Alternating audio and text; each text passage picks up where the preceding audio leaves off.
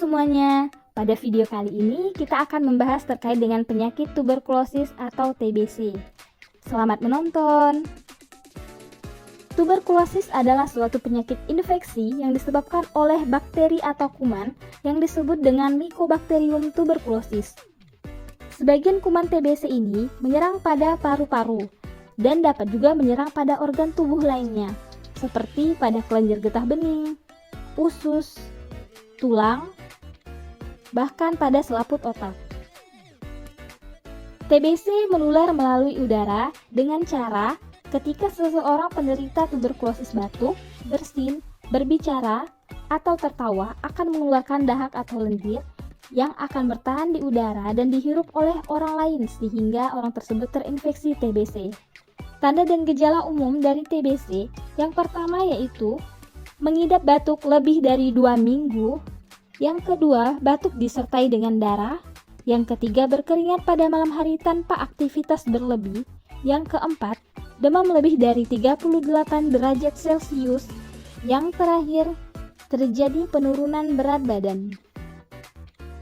Gejala utama TBC yang pertama yaitu batuk berdahak maupun tidak berdahak, yang kedua terjadi nyeri dada dan sesak nafas, yang ketiga penderita akan merasa meriang dan dapat terjadi demam.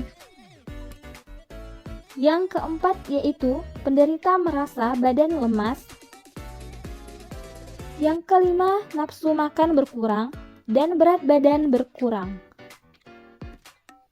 Yang keenam, berat badan tidak naik 3 bulan berturut-turut atau berat badan kurang dari 60% sampai 80% berat badan normal.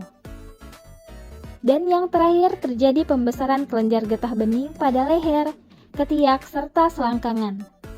Nah, jika terinfeksi tuberkulosis, teman-teman jangan khawatir. Segera lakukan pemeriksaan dan lakukan pengobatan tuberkulosis. Pengobatan tuberkulosis ini memiliki beberapa tujuan.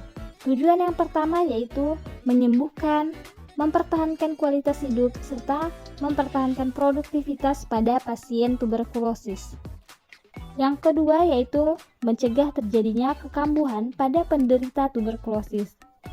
Yang ketiga yaitu mengurangi penularan pada orang yang kontak dekat dengan penderita tuberkulosis.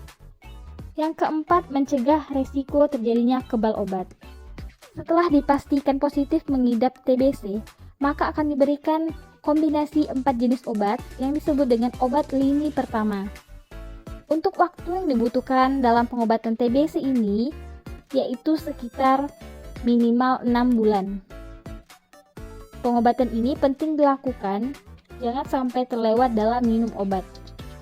Dalam 2 bulan pertama, konsumsi 4 jenis obat atau 1 tablet yang telah dikombinasikan atau diracik. Nah, pada periode ini akan membunuh kuman, tapi beberapa kuman TBC masih tersisa di paru, sehingga dibutuhkan pengobatan lanjutan dengan 2 jenis obat pada 4 bulan berikutnya. Mengapa pada penderita TBC sangat penting untuk minum obat? Minum obat jika terlewatkan pada penderita TBC akan memberikan kesempatan untuk kuman berkembang.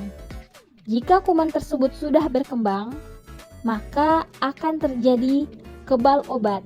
Jadi kuman akan kebal dengan pengobatan lini pertama, sehingga kuman akan lebih sulit dimatikan. Apa saja sih efek samping obat TBC ini? Yang pertama yaitu kencing berwarna merah, kemudian yang kedua terjadi mual dan nyeri perut, yang ketiga nyeri sendi, yang keempat rasa kesemutan di tangan dan kaki, yang kelima gatal dan kemerahan pada kulit. Nah, selanjutnya yang tidak kalah penting adalah melakukan pencegahan TBC untuk memutus rantai penularan TBC terutama pada keluarga penderita TBC.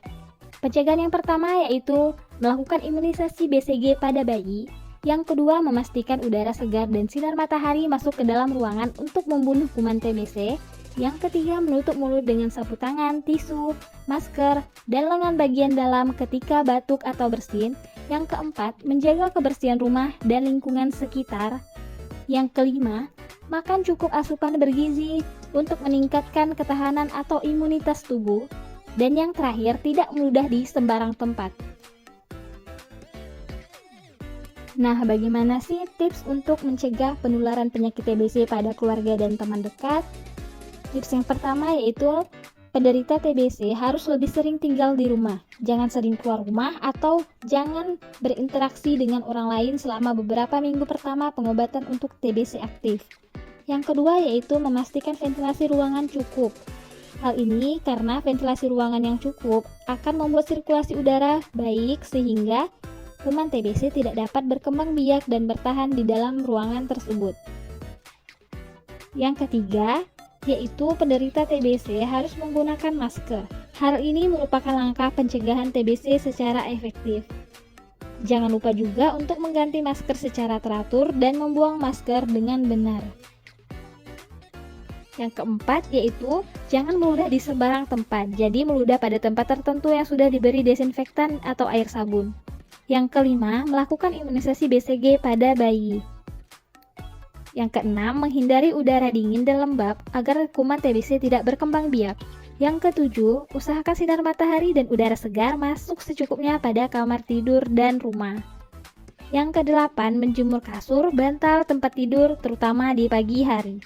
Yang kesembilan, mencuci semua barang penderita tuberkulosis secara terpisah dan tidak boleh digunakan oleh orang lain. Yang terakhir, makanan harus tinggi karbohidrat dan tinggi protein untuk membantu meningkatkan imunitas tubuh.